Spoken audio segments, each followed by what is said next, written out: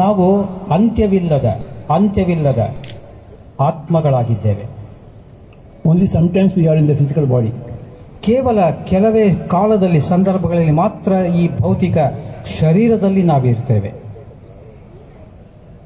When we are roaming as consciousness, we are called as gods. But when coming to the physical body, we are called as human beings. ನಾವು ಯಾವ ಸಂದರ್ಭದಲ್ಲಿ ಪವಿತ್ರವಾದ ಪ್ರಜ್ಞೆಯಲ್ಲಿ ಇಡೀ ವಿಶ್ವವನ್ನು ಅಲ್ದಾಡ್ತಾ ಇರ್ತೇವೆ ಅವರನ್ನೇ ನಾವು ದೇವರುಗಳು ಅಂತ ಕರಿತೇವೆ. ಭೌತಿಕ ರೂಪದಲ್ಲಿ ಇದ್ದಾಗ ನಾವು ಮನುಷ್ಯರು ಅಂತ ಕರಿತೇವೆ. Tomorrow or day after, when we vacate the physical body, we again are going to roam the whole universes. ಇವತ್ತಲ್ಲ ನಾಳೆ ನಾವು ನಮ್ಮ ಶರೀರವನ್ನ ಬಿಟ್ಟು ಹೋಗ್ತಾ ಇದ್ದೇವೆ ಅಂತಂದ್ರೆ ಮತ್ತೆ ಪುನಃ ನಾವು ಇಡೀ ವಿಶ್ವದಲ್ಲಿ ಈ ಒಂದು ಪ್ರಜ್ಞೆಯಲ್ಲಿ ಪವಿತ್ರವಾದ ಪ್ರಜ್ಞೆಯಲ್ಲಿ ಅಲ್ದಾಡ್ತಾ ಇರ್ತೇವೆ. And when you want to take another body, physical body, you will come back again. ಮತ್ತೊಂದು ಭೌತಿಕ ಶರೀರವನ್ನ ತೆಗೆದುಕೊಳ್ಬೇಕು ಅಂದ್ರೆ ಮತ್ತೆ ಪುನಃ ನಾವು ವಾಪಸ್ ಬರ್ತೇವೆ. Many times we come and many times we go. ಅನೇಕ ಸಂದರ್ಭಗಳಲ್ಲಿ ಬರ್ತೇವೆ, ಅನೇಕ ಸಂದರ್ಭಗಳಲ್ಲಿ ಅನೇಕ ಸ್ಥಳಗಳಲ್ಲಿ ನಾವು ಮತ್ತೆ ಹೋಗ್ತೇವೆ. Coming here is called as janana, going there is called as marana. ಬರುವುದು ಅಂದರೆ ಜನ್ಮ ತೆಗೆದುಕೊಂಡು ಬರೋದು ಜನನ, ಹೋಗುವುದು ಅಂದರೆ ಮರಣವನ್ನ ಹೊಂದುವುದು. Punarapi jananam, punarapi maranam. ಹೀಗಾಗಿ ಪುನರಪಿ ಜನನಂ ಪುನರಪಿ ಮರಣಂ ಅಂತ ಹೇಳಿ बार बार हम जन्म लेते हैं, 1000 बार जन्म लेते हैं और 1000 बार हम मरते हैं. ಮತ್ತೆ ಮತ್ತೆ ಜನ್ಮವನ್ನು ತೆಗೆದುಕೊಳ್ತೇವೆ, ಸಾವಿರಾರು ಜನ್ಮಗಳನ್ನು ತಗೊಳ್ತೇವೆ, ಸಾವಿರಾರು ರೀತಿಯಲ್ಲಿ ಸಂದರ್ಭಗಳಲ್ಲಿ ನಮ್ಮ ಸಂಖ್ಯೆಯಲ್ಲಿ ನಾವು ಮರಣವನ್ನು ಹೊಂದುತ್ತೇವೆ. Even when you are in the physical body, to understand that you are a god, to remember that you are a god, that is spirituality. ಶರೀರ ಭೌತಿಕ ಶರೀರದ ರೂಪದಲ್ಲಿ ಇದ್ರೂ ಕೂಡ ನಾನು ದೇವರು ಅಂತ ತಿಳಿಯುವುದೇ ತುಂಬಾ ಪ್ರಮುಖವಾದದ್ದು. That happens only when you do meditation. ಆ ಒಂದು ಅರ್ಥ ನಮಗೆ ಸಿಗಬೇಕಾದರೆ ನಾವೆಲ್ಲರೂ ಕೂಡ ಧ್ಯಾನಿಗಳಾಗಲೇಬೇಕು. My name is Subhash Patri. I come from Andhra Pradesh. Before 40 years, I never knew meditation. I was thinking I was a human being. But 40 years back, I came into meditation. I knew that I am a god. 40 ವರ್ಷಗಳ ಹಿಂದೆ sir ಅವರು ಕೇವಲ ಭೌತಿಕ ಶರೀರದ ಅರ್ಥವನ್ನು ಮಾತ್ರ ತಿಳಿದಿದ್ರು.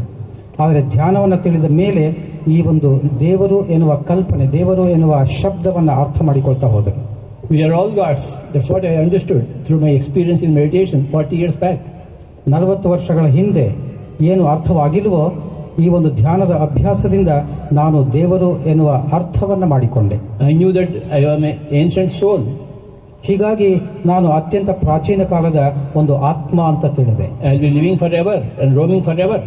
ನಾನು ಯಾವಾಗಲೂ ಕೂಡ ಇರ್ತೇನೆ, ಬದುಕಿರ್ತೇನೆ, ವಿಶ್ವದಾದ್ಯಂತ ಅಲ್ದಾಡ್ತಾ ಇರ್ತೇನೆ. And when I knew about myself, the same thing is true for everybody else. ನನ್ನ ವಿಷಯದಲ್ಲಿ ನಿಜ ಸತ್ಯ ಆಗಿದೆ ಅಂತಂದ್ರೆ ಪ್ರತಿಯೊಬ್ಬರ ವಿಷಯದಲ್ಲಿಯೂ ಕೂಡ ಇದೇ ಸತ್ಯ ಇರುತ್ತೆ. Everybody is God. ಹೀಗಾಗಿ ಪ್ರತಿ ಒಬ್ಬರೂ ಕೂಡ ದೇವರುಗಳೇ. ಒಂದು ಜೋರಾದ ಚಪ್ಪಾಳೆ.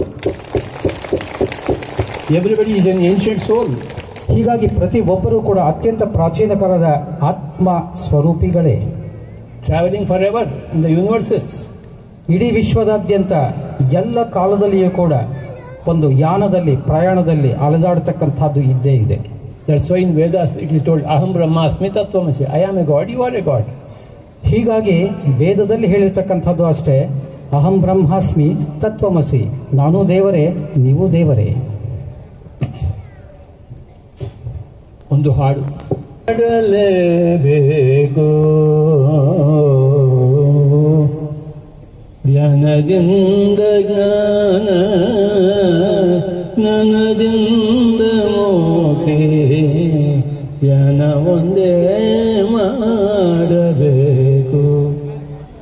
ಎಲ್ಲರಲ್ಲೂ ನೀನೇ ನೀನೇ, ಎಲ್ಲರಲ್ಲೂ ನೀನೇ, ಎಲ್ಲರಲ್ಲೂ ಎಲ್ಲರಲ್ಲೂ ನೀನೇ ನೀನೇ, ನಿನನೇ ಪೂಜಿಸುಕೋ, ಆತ್ಮನೇ ತಿಳಿದುಕೋ, ನಿನನೇ ಪೂಜಿಸುಕೋ, ಆತ್ಮನೇ ತಿಳಿದುಕೋ. ನನ್ನ ಹೆಸರು